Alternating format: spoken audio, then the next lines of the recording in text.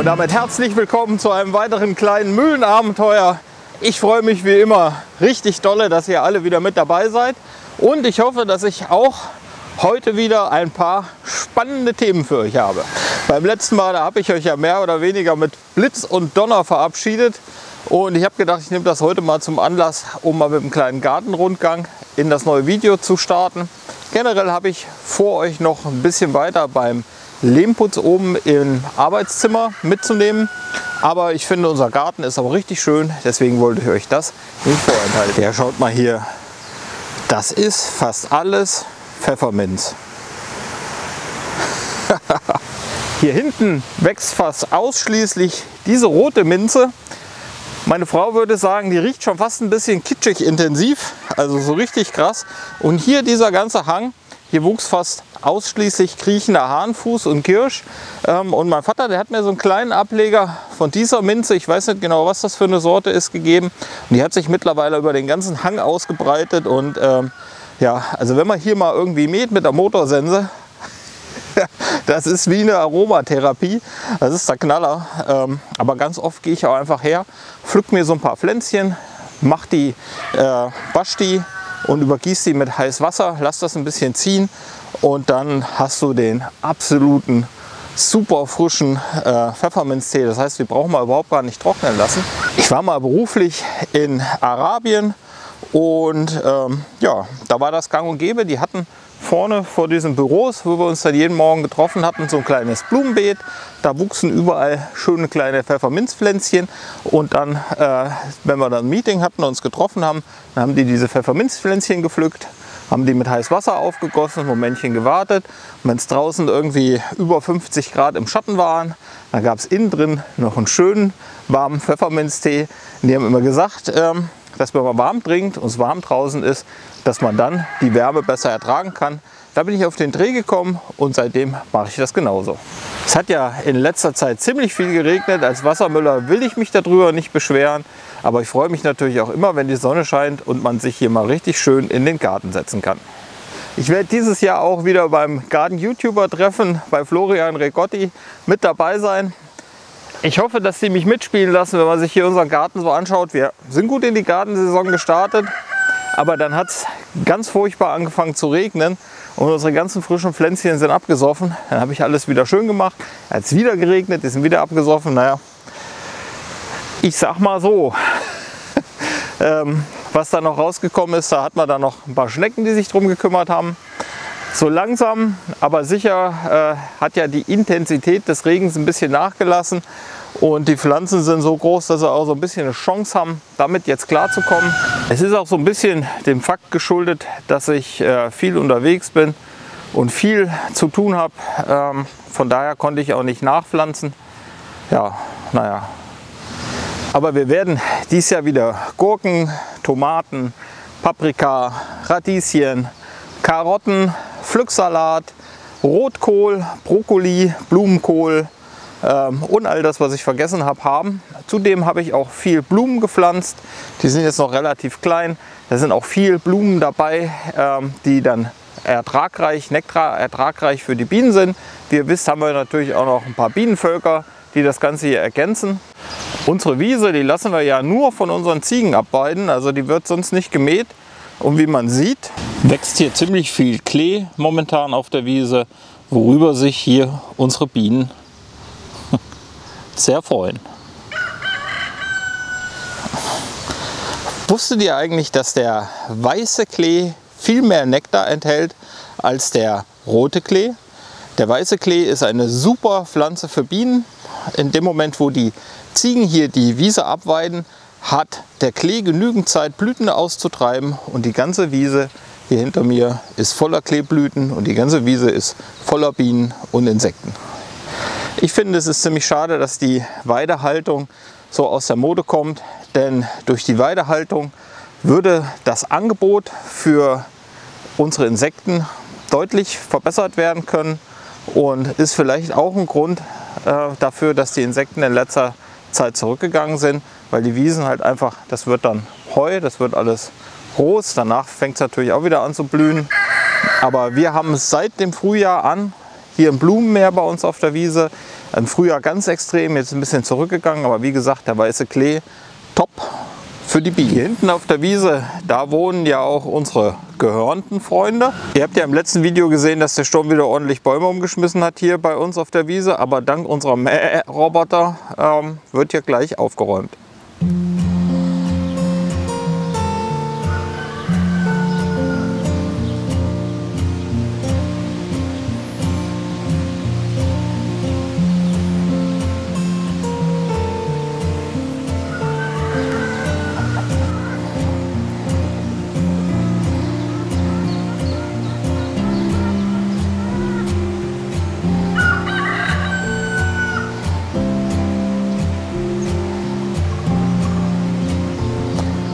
Ja, ich weiß nicht, ob ich euch das hier schon mal gezeigt habe, aber das ist unser Fischaufstiegsgraben und im Sommer finde ich, ist das immer ein Kleinod für die Natur.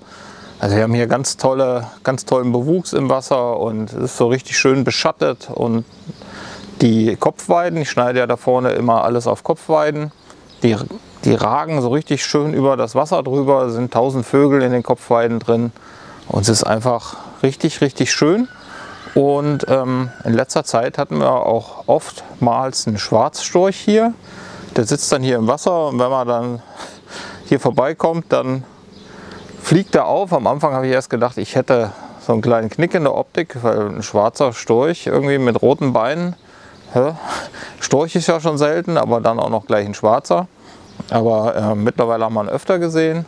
Also sitzt hier tatsächlich ein Schwarzstorch und auch ein Eisvogel ist hier ganz oft zu sehen. Hier auf dem Hof habe ich gemäht, aber ich weiß nicht, ich habe es einfach nicht übers Herz gebracht, das hier wegzumähen. Es ist einfach alles voll mit Klee und da drüben, da wohnen ja unsere Bienen. Von daher ja, habe ich, wie gesagt, einfach nicht übers Herz gebracht, den ihr Supermarkt um die Ecke quasi wegzuräumen.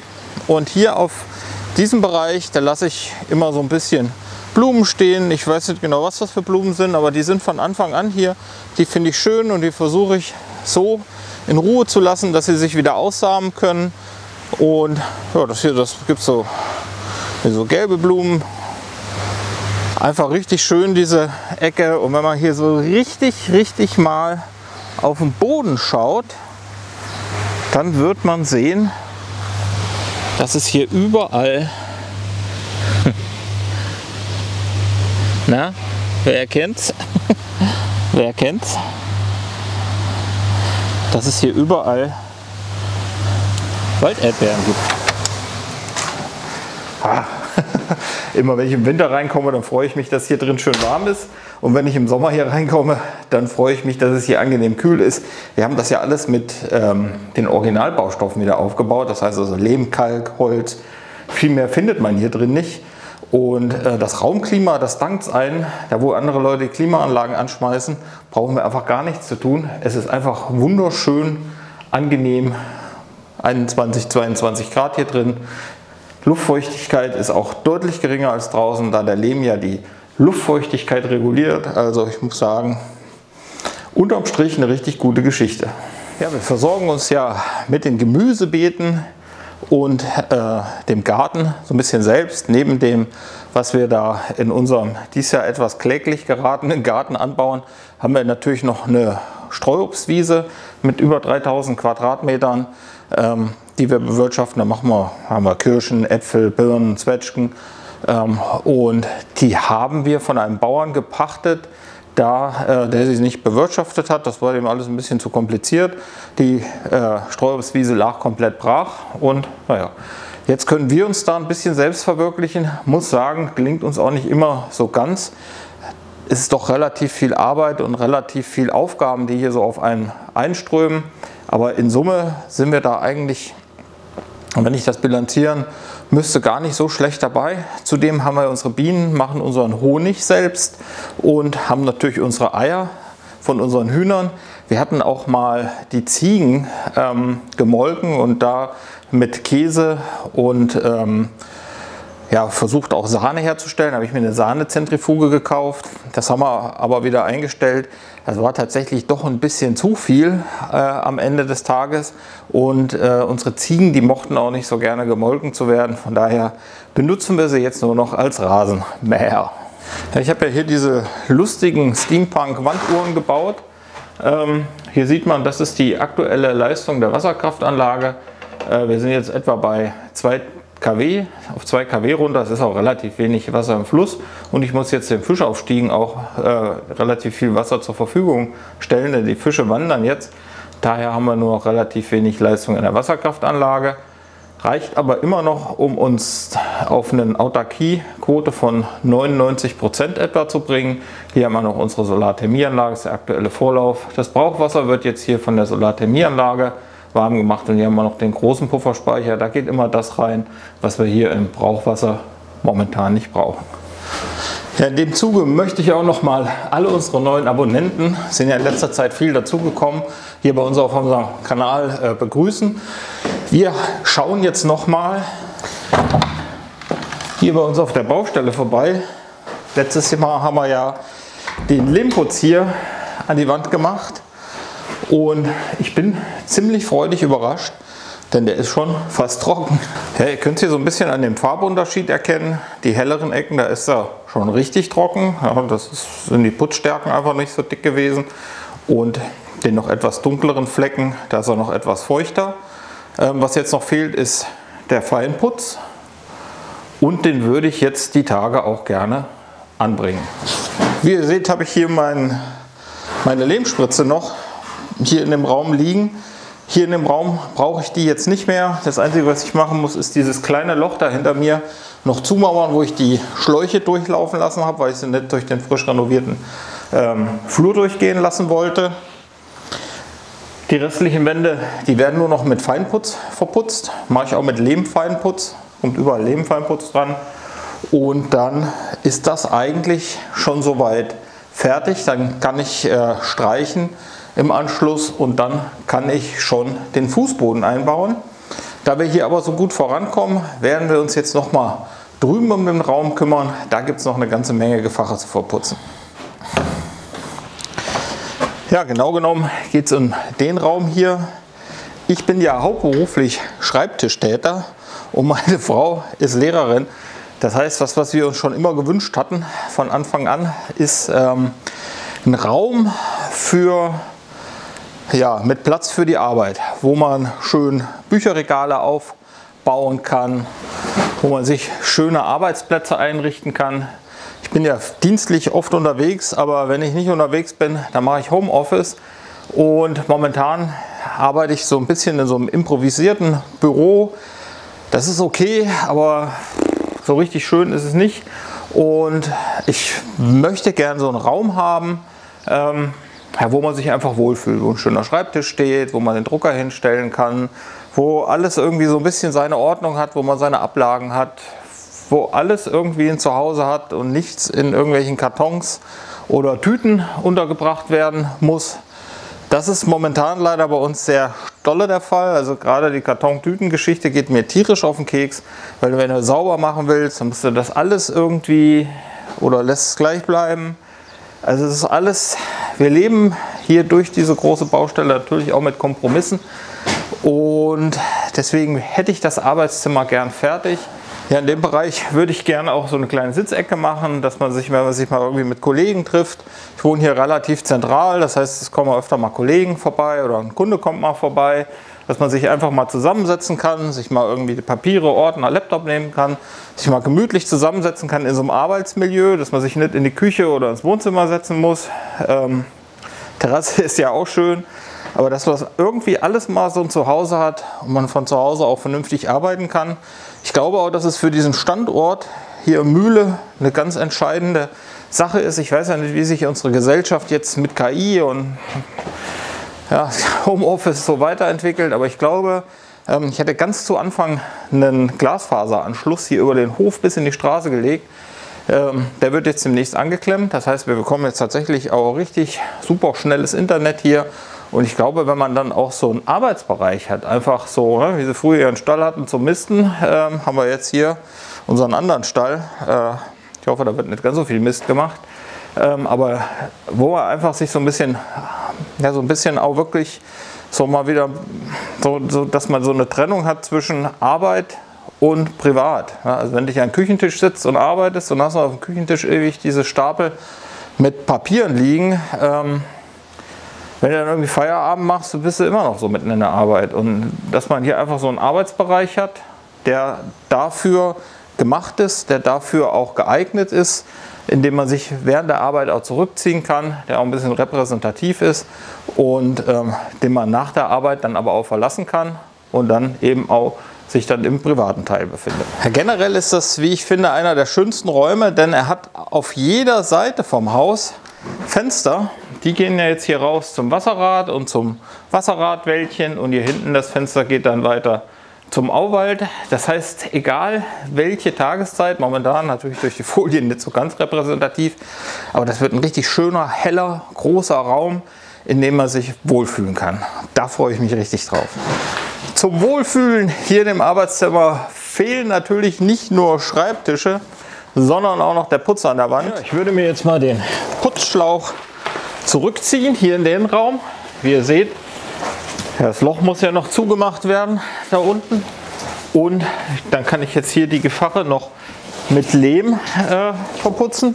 Normalerweise mache ich das mit einem Eimer und einer Kelle, weil es sich eigentlich nicht lohnt, nur für so einen Putz jetzt die grobe Kelle hier rauszuholen. Von daher bin ich ganz froh, dass ich die hier habe. Damit werde ich dann auch gleich hier noch den Rest mit Lehm zumauern. Das lässt sich hier auch prima zum Mauern nehmen. Setze ich hier so ein paar Steine noch ein, kann das zumachen, von der anderen Seite noch mal ein bisschen beispachteln. Und mit ein bisschen Glück kriege ich dann hier das Fachwerk auch noch verputzt.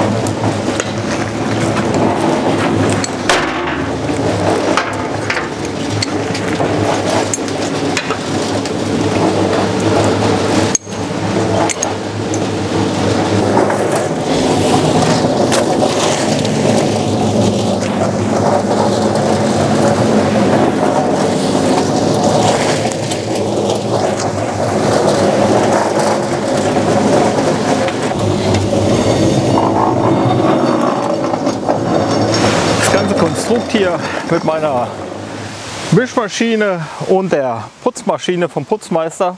Sieht vielleicht ein bisschen abenteuerlich aus, aber funktioniert einfach unheimlich gut. Ich habe ja hier meinen Dumper, auf den lege ich das Big Bag ab.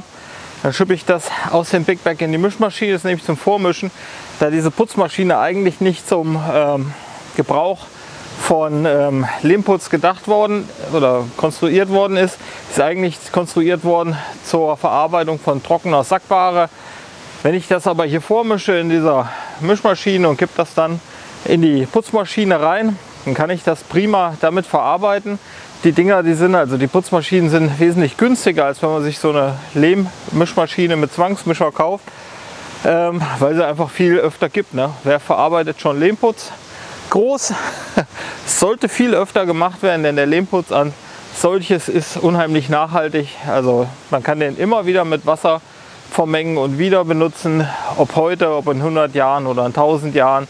Man braucht dafür keine Energie, um den irgendwie vorzubereiten. Der muss nicht gebrannt werden etc. Ein bisschen natürlich schon, muss ein paar Strohhäcksel rein, muss ein bisschen Sand rein, muss ein bisschen umgerührt werden. Aber im Vergleich zu dem, was andere Baustoffe, die chemisch abhärten, an Vorbereitung brauchen und was da an Energie reinfließt, ist der Lehm. Viel genügsamer geht es eigentlich gar nicht mehr.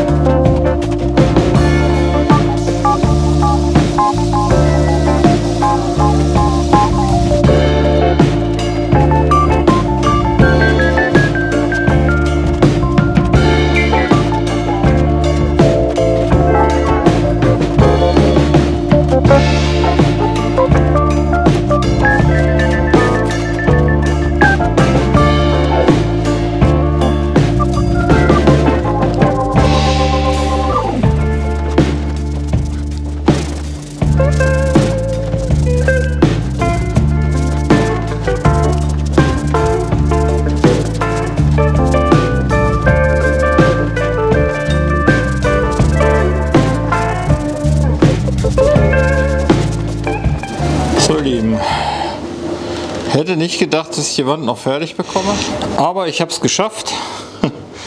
Die Wand ist verputzt. Ja, den Tag habe ich mir ein bisschen anders vorgestellt. Ich habe gedacht, das ist alles easy peasy. Bisschen so Gefache verputzen, das kriegst du in ein paar Stunden hin, dann bist du fertig. Das wird kein großer Wahnsinn werden. Jetzt war ich den ganzen Tag dran, den ganzen Samstag. Jetzt ist es etwa 21 Uhr. Ich sehe aus wie Sau. Draußen laufen noch die Maschinen und morgen bekomme ich Besuch. Von daher, ja,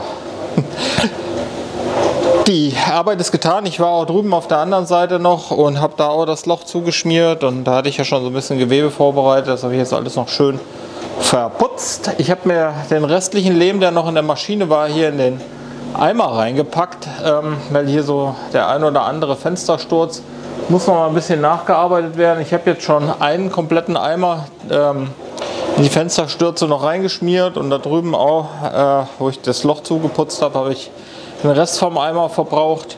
Jetzt ist noch ein Eimer Lehm da. Danach sind meine Lehmvorräte verbraucht.